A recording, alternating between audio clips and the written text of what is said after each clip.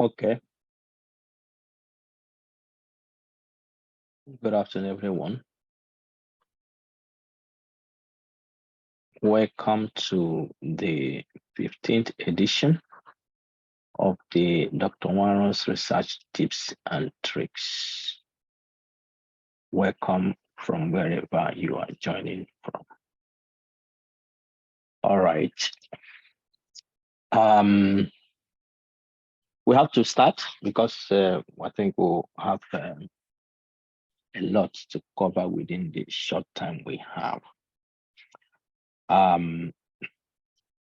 This is about tips and tricks regarding predatory journals. Predatory journals, how to identify, avoid, and deal with them. If you're joining us for the first time, my name is Nwaru, and I am presenting these tips and tricks to you. So this is African Science Frontiers Initiatives, a platform for capacity building in science and research for Africans. Do you all hear me clearly? Can I see somebody thumbs up if you hear me clearly? Great, thank you.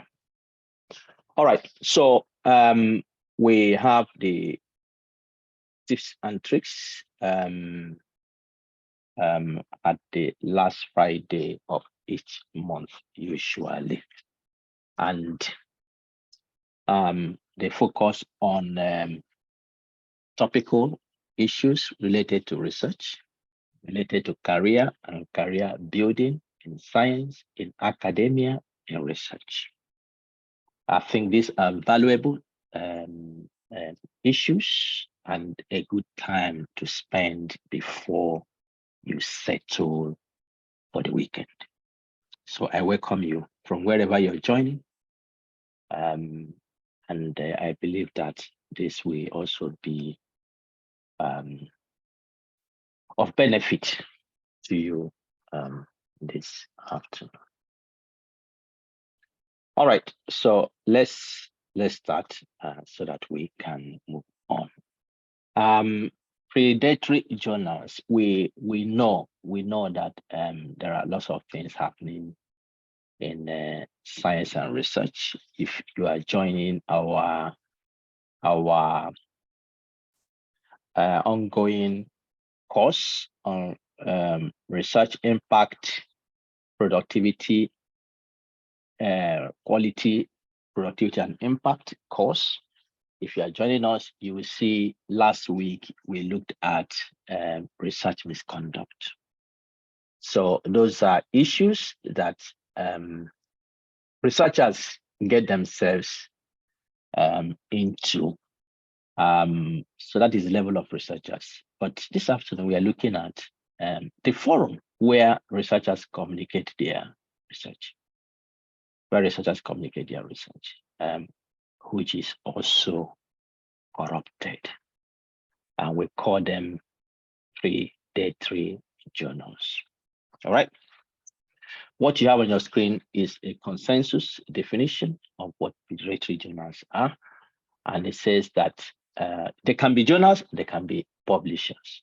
These are entities that prioritize self-interest at the expense of scholarship and are characterized by false or misleading information, deviation from best editorial and publication practices, a lack of transparency, and or the use of aggressive and indiscriminate solicitation practices. All right. So this is what we have here. This is what we have here as the consensus definition. And I hope that this rings a bell to you as a researcher. If you have published before, and the more you publish, the more you begin to encounter these issues happening. All right, there is always something in a name. There's always something in a name. predatory, people have been quite innovative that they have made it in a way that you can remember what is predatory. And here it is defined as their primary goal is to make money. And the primary goal stands for the P. The R is reputation. The reputation is questionable. Emails, they have flattering, persuasive, and often emails with errors, both typographical error or even in grammar. All right.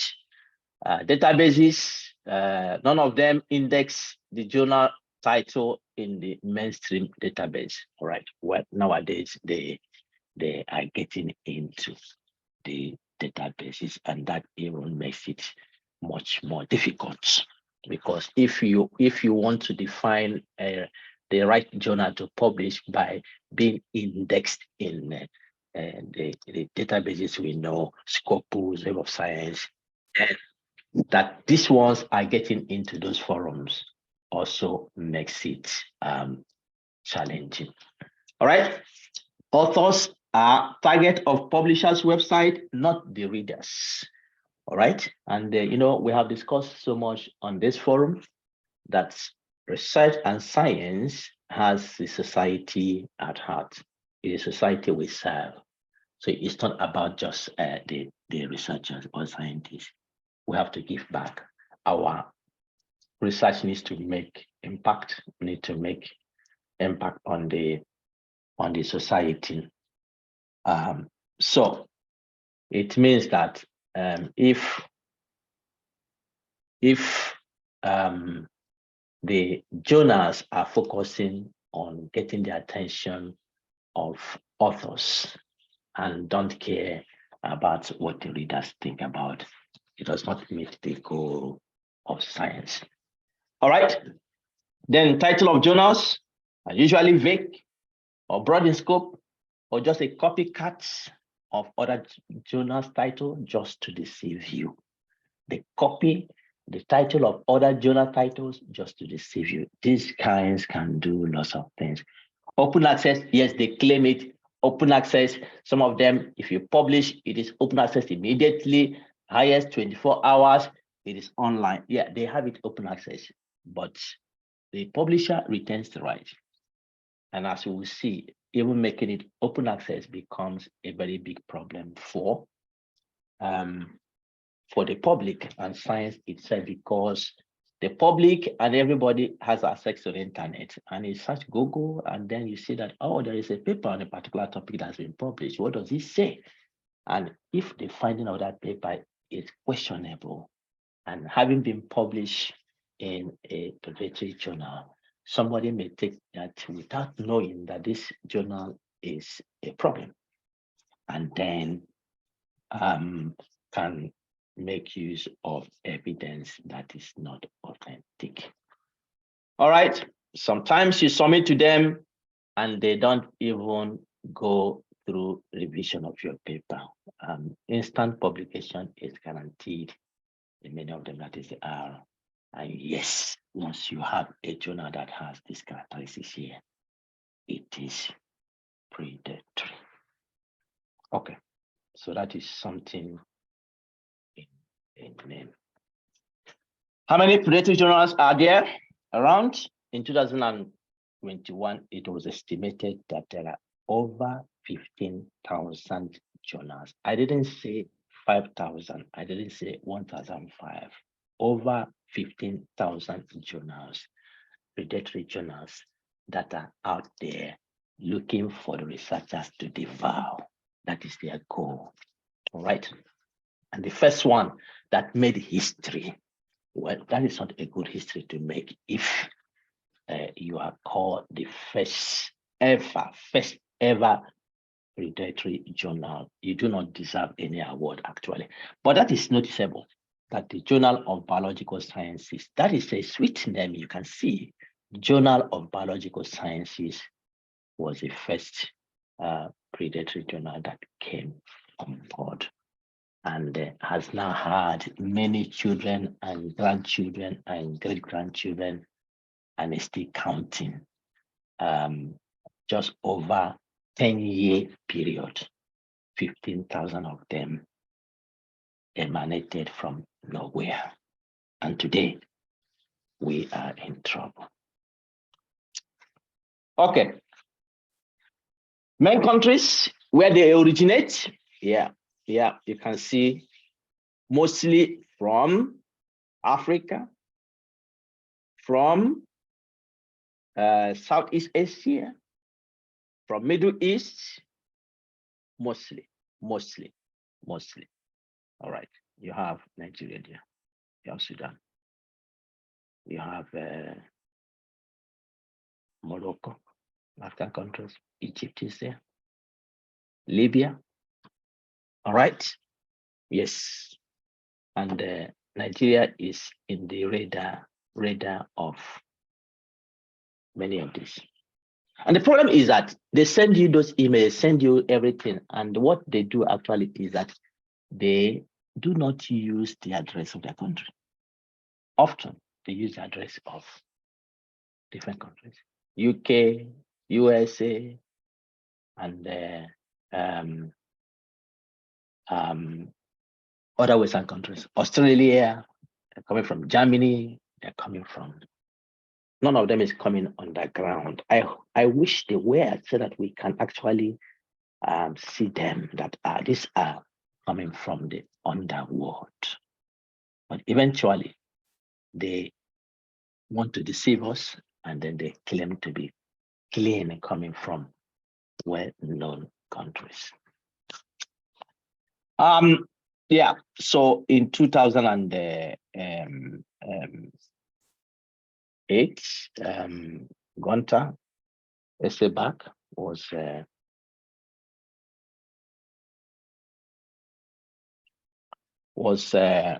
looking at the issues, and then he drew attention. Several people started noticing what was happening in the literature, things that are coming out. Jeffrey Bill from University of Colorado, he actually coined that term predatory journal. He observed things busting out as a communications librarian. He started noticing these issues, and he started ringing the bell. In fact, he actually developed a list of which some people eventually said they were questionable.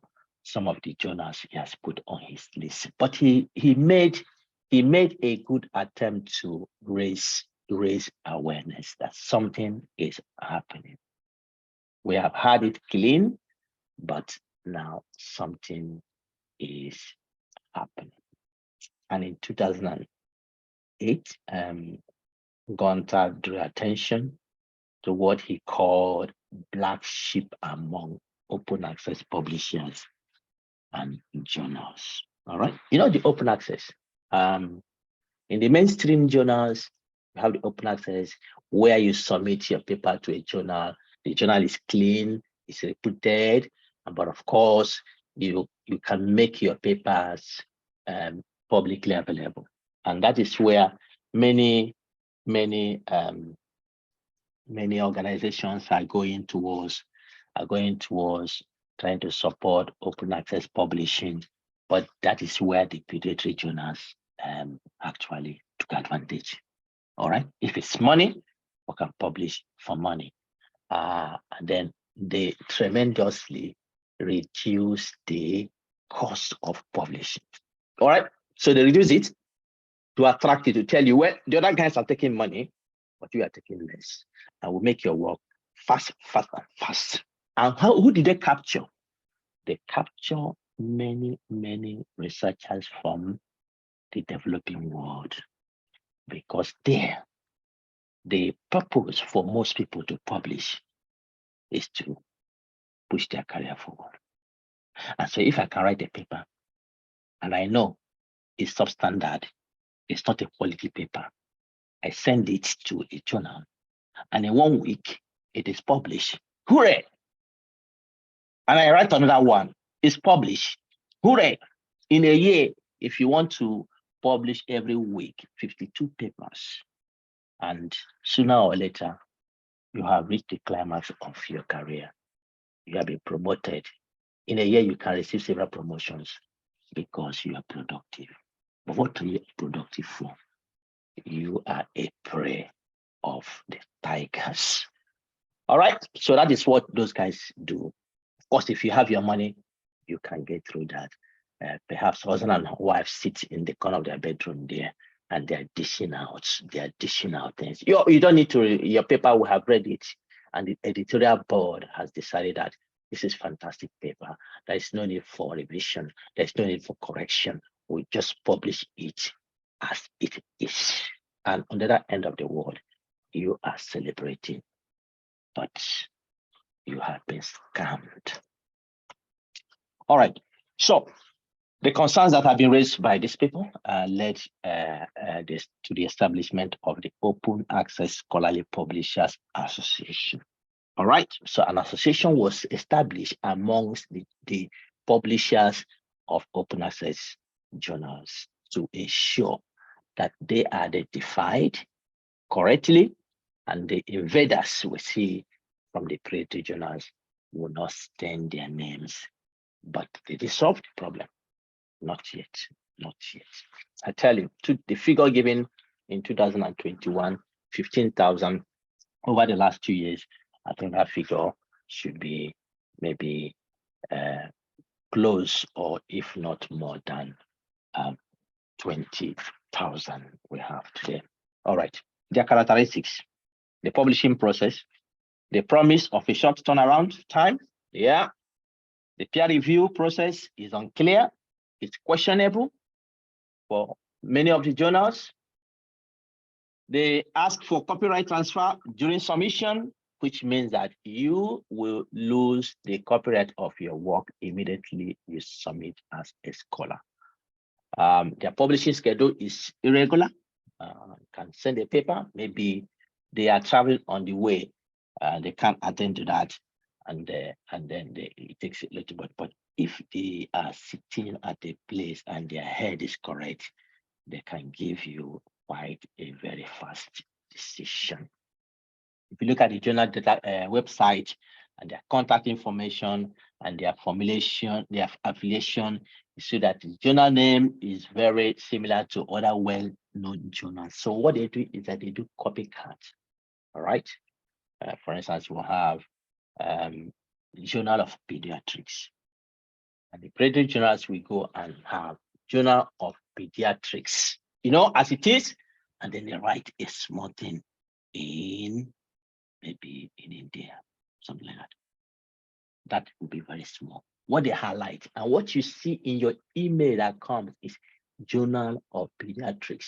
And you may think if you are a scholar in this area, Journal of Pediatrics, you may be thinking, well, Journal of Pediatrics is inviting me to submit. That is great. They have noticed my work, but you have not read the email carefully to see that it is actually Journal of Pediatrics, a small letter than now in India. That is how these guys do. The contact information is difficult to find. The website is of poor quality, and journal is not affiliated to any scholarly organization. Yes, that is one of the characteristics. Financial details, they are driven by financial gains. The article processing charges they charge, usually they ask you to pay before acceptance of your manuscript. For most mainstream journals, they do not take this until the review paper is accepted. Then they will contact you to make your payment before they can publish. But the predatory journals, most of them ask you to pay before your manuscript is accepted. The claims of the open access, they claim open access publication, but their terms for that is actually unclear.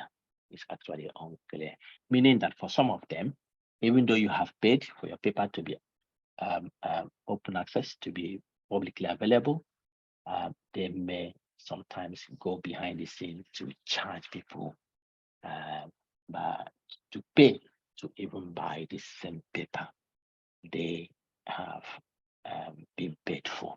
All right. The scope and indexing and metrics, usually with a poorly defined scope, very poorly defined scope. And that is quite obvious because that is not, they are not expert and they are not careful with what they do due to the fact that they are driven by monetary gains. Often articles do not match journal stated scope. The journals usually are not indexed in the mainline databases that we have, like Scopus of Science. But like I said before, some of them are entering into those spaces now. And that makes things quite much difficult, because once you say I'm publishing in a Scopus index journal or a Web of Science, then people say, good. But if these guys are penetrating, then it's not a good signal. Journals make claims about metrics that are not recognizable. They can say that the impact factor is this and that. And when you check that journal in maybe for until my great grandchildren are born, may not even get into being assigned an impact factor, because that is not what they want. Actually, they make those claims just to deceive you. All right, just to deceive you. Editorial board information is difficult to find. Yes. And sometimes they have questionable things. The CVs of the board members are not available in the peer review process. Quality control is either absence or of poor quality. They have aggressive campaigning, all right? And sometimes they can put your name into editorial board without your permission. So they just send you a distance and said, we have selected you as an editorial board, and they have named you there, and you didn't give your permission for them to do that. All right. Appointment of fake academics to editorial board. Somebody may be doing carpentry somewhere, and then they just hijack the person's name and occupy space where the person is not even an academic. The ISSN number, they use it. They use it in improper ways. All right. Favoritism and self-promotion in peer review is very common. All right. So some comparisons between the mainstream and predatory journals. One is that the peer review in the mainstream is strict. The predatory journal is uncertain or even absent. Cost of publishing in the mainstream is high. Predatory journal take advantage of that and charge you lower cost and publish more. All right. The location mainly in the developed countries, mainly in developing countries. Indexing recognized and with high qualifications. All right. Reflect strict criteria or without indexing. Impact factor high in subscription-based journals, low or absent. There is no impact factor. Editorial team recognized for their trajectory and position, and the predatory journal is less known. Financial target, lucrative or with high cost to be open access. These people, they are after money. They are after money. That is their goal.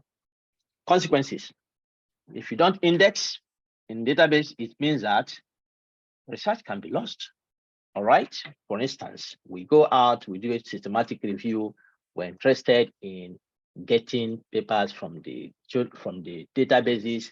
And if you search only the databases, what happens is that you do not get access to these journals, these papers that are not published in journals that are indexed in the databases. So it is very important that the visibility of our work is essential, because through that, our research can be used in both in developing institutional, national, continental research agenda and for policy that affects the society.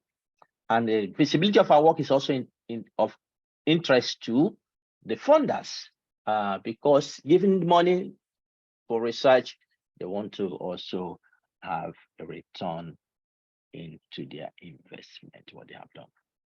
All right, emphasis on monetary gains over quality undermines the business of generating evidence for societal development and health, and this will potentially harm patients and healthcare, because if the research is sort of high quality and it's published out there, people can pick up those and use it improperly because it's not good evidence. So lack of rigor in publishing process raises research misconduct, things like fabrication, falsification, plagiarism, or will fall in place when there is no rigor. And the free availability of the papers online, as I said, will be detrimental, because people seeing that a particular paper is published and in a journal, and they can find it easily on the net, they can begin to interpret information there and see if that is what the scientists have agreed.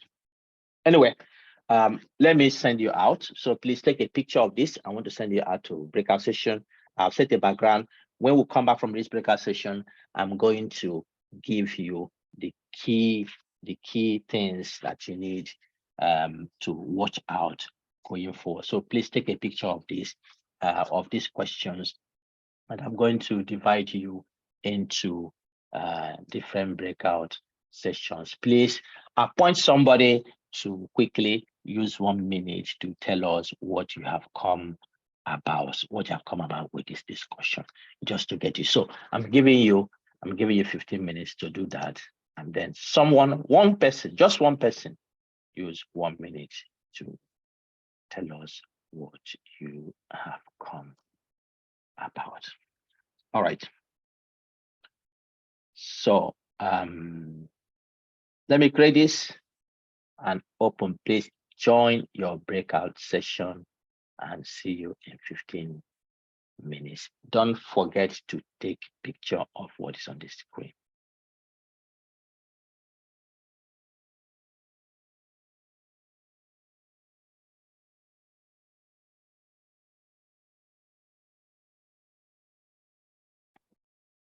All right, welcome back, everyone. Let's get group 1. Who is presenting for group 1? Just raise your hand. Ayo Deji.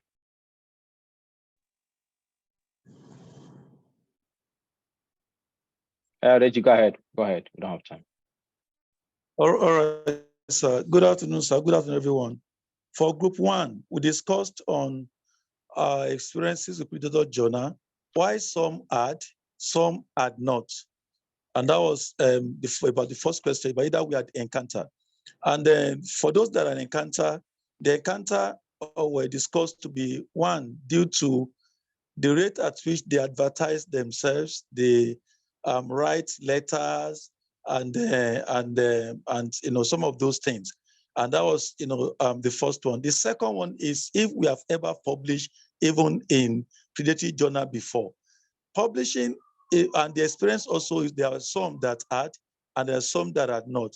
For those that have, there's one experience that had to do with the fact that it was during publication that it was detected that it was a predatory journal, and the person didn't know.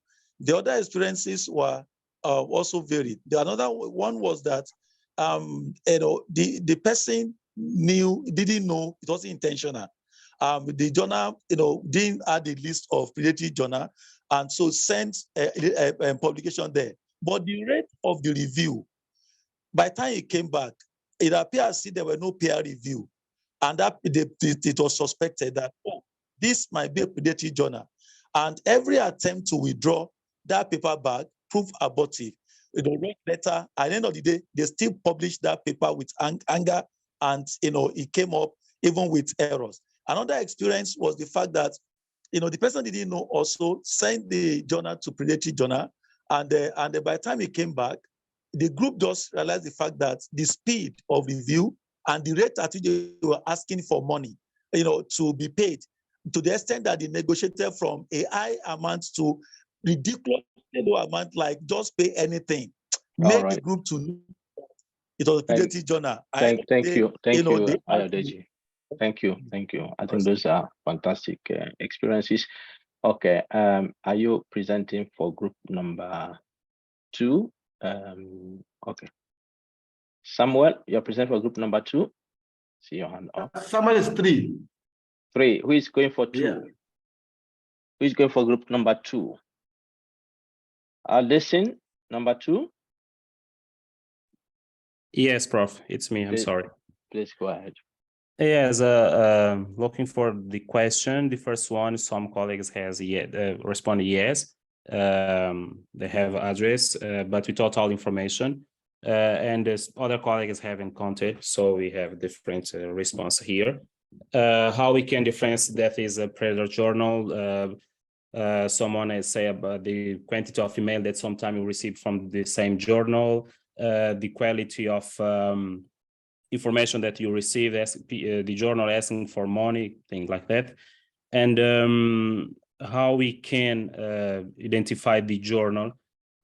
Sometimes is the criteria that they use it to publish it, auto promotion, asking for money, and how do we know that? And also the quality of article that is published.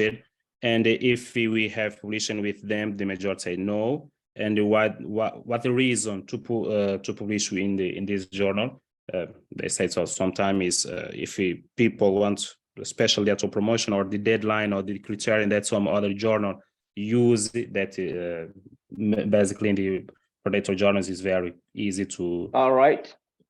Thank you, Anderson. Thank you. Thank you so much. All right. Okay. Samuel, go ahead.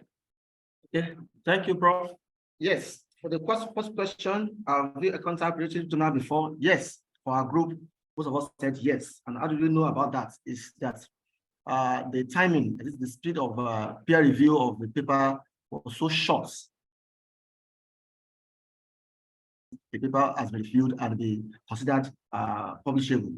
Then, of course, we also have that in the cost of the cost of publishing. We are hoping to negotiate from a very high level, from a particular amount of money to a very low amount of money. Then, have you published in British Journal before? Yes. Most of us said yes. And what was the reason to publish? Most of the reason was because we want to get promoted, or we have a rush to quickly get the paper published for a particular thing. Then, what was your experience in publishing in Predatory Journal? Yes, one of the experience that we recall in our group was that some of these predatory journals, after they've engaged you to publish a paper with them, they will turn you to become a reviewer for them. After one or two times when you publish with them, they'll send an email to you to become a reviewer, and that's give an experience that, of course, they are a predatory journal. And did everything go well? Yes, I would say for us, we look at it in two ways. That it's not really a thing that we say that doing things with the wrong system is a good thing. So for us, it does not go well having an experience with a predatory journal. All right. Thank you. Thank you. Group number 4 is at Urena.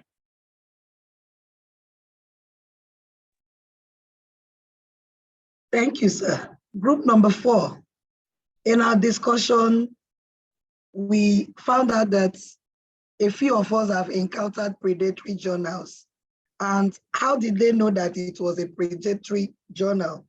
One said that was the time she was doing her PhD program.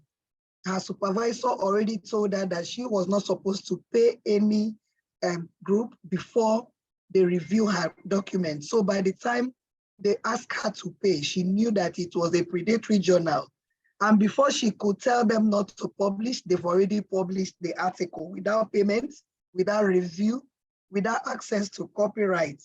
So her experience was a bad one because she had to write and threaten them before they could withdraw the document from the article from their website.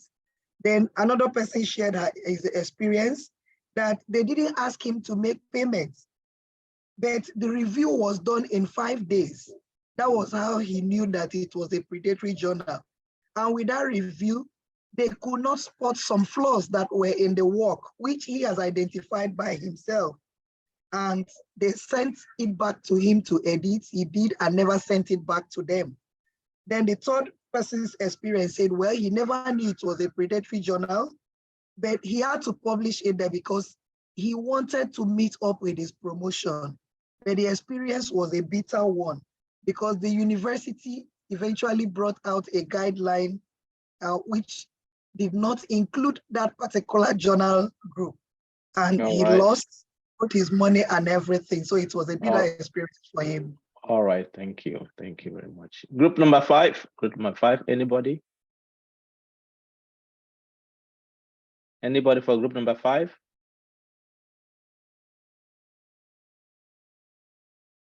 Okay, it looks like group number 5 is not back. All right, let them go ahead and keep discussing. Okay, so thank you everyone for that. Your experiences are fantastic, and those are things you saw when I was giving the characteristics. They will push you. They are aggressive. They are very aggressive. All right, they want to take your right.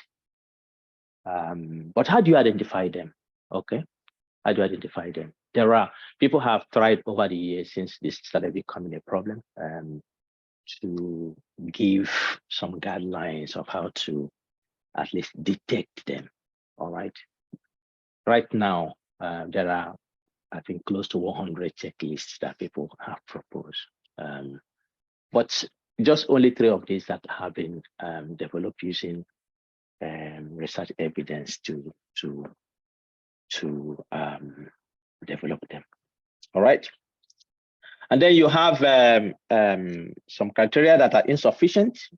Just a journal being a member of scholarly agencies like the Committee on Publication Ethics, or being indexed in a leading database nowadays, or being listed in the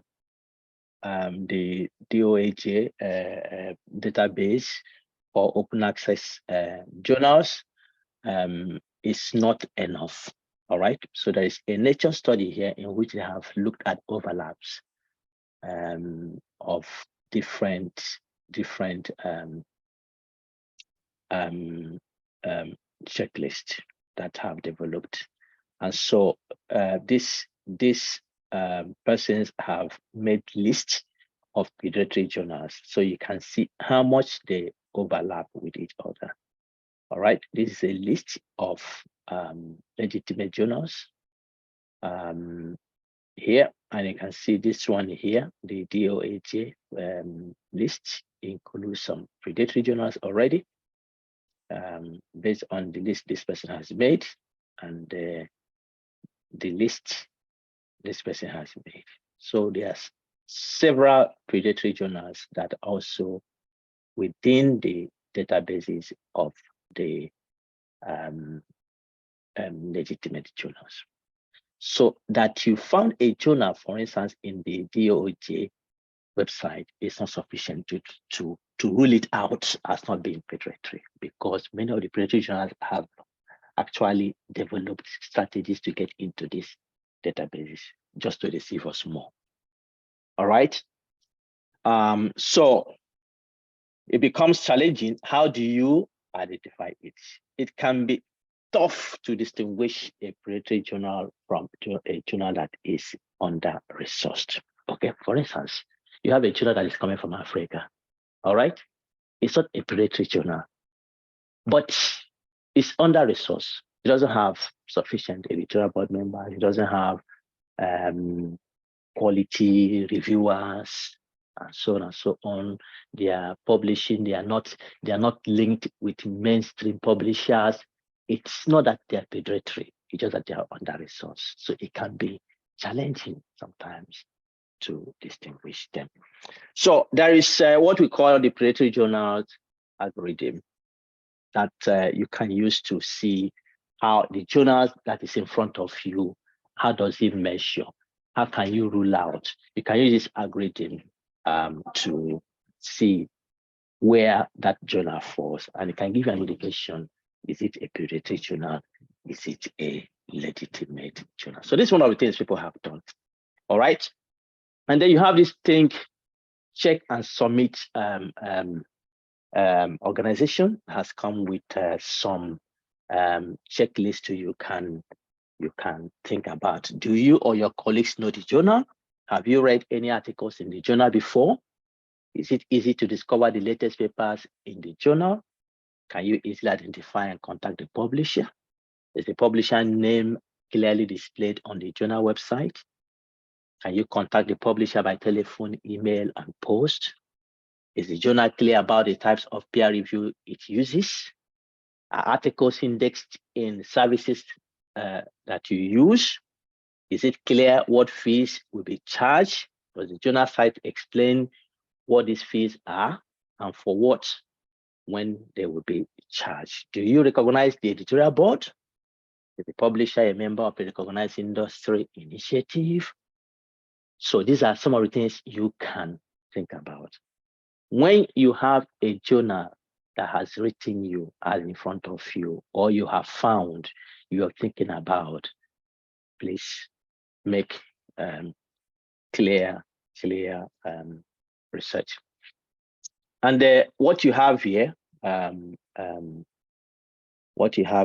in front is a fantastic tool. It's a fantastic tool called the Journal Evaluation Rubric, and there are several criteria here that have been listed concerning the journal. All right, journal evaluation, publisher evaluation, and they have asked some questions here. If the journal tick the boxes in this line, it said it's a good journal. If the journal tick the boxes in this line, it's a fair journal. And if the journal ticks the boxes in this side, it is a poor journal. And for this one, if you get it, run faster than Usain Bolt, because they will get you. They will get you. So you can use this to measure the journal that is in front of you. All right, then this tool continues in the next page. I want to show you. And so they have a checklist here you can use to indicate. So the point can be 3, 2, depending on the answer you give to this previous table here. And so you can answer this, you can use this checklist and make a calculation, right? You make a calculation. If at the end, the journal has 38 to 48 scores, and that is the highest you can get for the age. And so within this range, the journal meets many of the evaluation criteria defined for credibility. A higher end of the range, the journal at higher end of the range, the journal would have the fewest credibility concerns. All right. The fair, within this range, the journal meets some of the evaluation criteria defined for credibility. The author would need to decide whether or not to publish in the journal. Within this range, 2016 to 26, within this range, the journal meets the fewest of the evaluation criteria defined for credibility. All right. And this is where you will run. You don't need to think now. You will run. But when it's fair, you need to think, should you go or should you not go? And of course, when you write a paper, you're not alone. Discuss with your group and make a decision on the next step you take. But overall, the issue I want to let you know is that this is a problem. For those who attended the current course we have last week, we looked at misconduct. Several things authors are doing, researchers are doing that are against the ethics of our profession. And so now it is what the journals are doing themselves, where we communicate our findings. All right. But beyond that, beyond the checklists that are there, it is important that you know that you as a researcher have the responsibility. You have responsibility. I didn't say you have a responsibility. I have used the definitive term, the responsibility, because it is your responsibility. So why do you do what you do? All right, that is the question. Why do you do? We have gone through this. that your research is to influence what happens in the society, is to make our society a better place. So why do you do what? Is it, you see, from the voices I've heard, promotion, promotion, career promotion, career promotion, career promotion. That is not the way forward, colleagues. Our goal is to make our society happy. And if you don't like what I'm saying, you are not supposed to be here. I've seen somebody have left. If you are not happy with what I'm saying, you're not supposed to be here, because that is what this platform is known for. How can we as scientists influence the development of our continent, our nations, our locality through the research we do? That is why we do what we do. And therefore, you need to be responsible. You need to define the motivation for what you do. What is the purpose of what you do? What is the ultimate goal of your research? What does your research, if it ends up that, oh no, I have got it, or oh yes, actually, I've got that promotion. I am a professor now. I'm an associate professor. I'm a senior lecturer. I am that. That is what you have achieved. It is all about you. Okay, sooner or later, you see, we talk about history. What will you be known? People who come after you in the next 20 years, they go and they say, okay, what did he publish? And by that time, we have clearly defined those journals. Wow, he actually published most of his work in these fake journals, and then he got his promotion to be this, be that. Well. Is that what you want to be known? Please, let's think. Why do you publish? For career, for influencing policy, for influencing change in our society. No checklist is perfect. It is therefore your responsibility to research right and publish right. It is your responsibility to research right and publish right. In the course we have going on, we are talking about quality. We're talking about productivity and impact. The way we can define our research to make impact, that is the way to go. And by the way, those who are here, if you want to get this presentation, please just kindly put your emails on the chat box, and we'll pick them. We can pick them up. All right, we can pick them up. So just put your email if you want to get this presentation. We'll send it to you. Quality and impact are the watchwords. All right, quality and impact. Therefore, look before you leap. Look before you leap. I've given you the tips there. I've given you the tricks there. Use those resources. Use them to evaluate the journal that is in front of you. Investigate and verify every journal before sending your paper. We don't, after you have gone through this session, to begin to say, I didn't know. Well, a time comes when ignorance is not an excuse anymore. A time comes when ignorance needs to be punished. All right. Why? Because when you have the tools, you need to investigate, not to continue to say, I didn't know. So look before you leap. And then we have the think, check, and submit. All right. So please do your research very well. We have shown this before. If you want to be productive, you want to publish as much as possible, there are tools you need. Know who you are as a scientist, pursue research that adds value and has impact, and so on and so forth. You have to define what your purpose is. Is it for your career, or is it for influencing the society? And collaborate. When you collaborate, some of these things will go. Scientists and their work put them in a lofty position in the society. There is a high expectation. When we continue to make mistakes, it brings down trust. It brings down trust. All right. So that is where I'll end today. Our time is gone. But the 16th edition, which is coming on 26th of May, will be on how to peer review. And I know this is one area many of you have requested to also have tips on how to peer review. So join us on that day. at the same time to go through that. And these are the topics coming up in the future.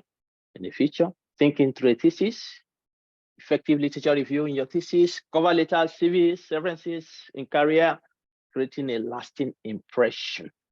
Data do not speak for themselves. Storytelling with data, first principles. Data do not speak for themselves. Storytelling with data, graphical choices. Those are the things we have ahead of us this year. All right, our seminar series still continue until June. We'll be looking at journal publishing in Africa, and it falls within the context of our theme this year, quality, productivity, and impact. And tomorrow, tomorrow in the evening, we have the course. But the seminar series on Sunday, we'll be looking at journal publishing in the arts and humanities in Africa, and we'll have very well qualified panel to let us know what is happening. Right? So if you have attended the session today, it's very natural that you should attend the session on Sunday. What is happening? Why? How competitive are African journals? Where are they where they are? What is the issue there? All right. If you have not joined the ASFI bandwagon, if you have not joined it, things are happening there. Trust me. Those who are here, they will testify. Things are happening there. I'm excited the way Africans have taken this movement to their own benefit. So I'm really excited what is happening there. So if you have not joined, I tell you, if you miss being an ASFI member this year, you will miss a lot of things, because there are things that will already be behind you that people are enjoying. All right. So it's a place of capacity building, excellent friendship, empowerment, networking, career development, and in all, it is to improve your productivity, improve research quality, and help us to make lasting impact. So please join that. And finally, the long-awaited SFI data analysis course is coming. It is coming. Many of you have asked data analysis, how to use this, SPSS, use that, how to do this. It is almost there. So the application will be opened on Monday. We'll launch it. So if you miss this opportunity, don't come back to me again to say, well, when will it be? So in this course, a lot of things will be presented. How to collect your data, how to clean your data, the principles and practices that are surrounding this, how to do the analysis choices you should have, how to interpret, how to report, how to publish your analysis. So please prepare for this. There is a long application period. 2 months I'm giving to you so that you can get yourself in order. We'll be sending this out on Monday so that people can begin to apply. All right, thank you very much, colleagues, this afternoon for joining us in this session. All right, so yeah, now you can unmute yourself.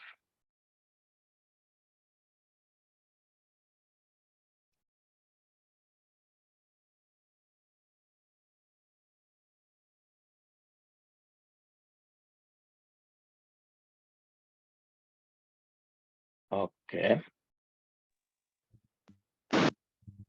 Thank you, everyone, and have a wonderful weekend. Thank you. Thank you, Prof. Thank you, Prof. Thank you for today again, Prof. Thank you. Thank you. Bye. Bye. Thank you, Prof. Bye. Thank you, Prof. Bye.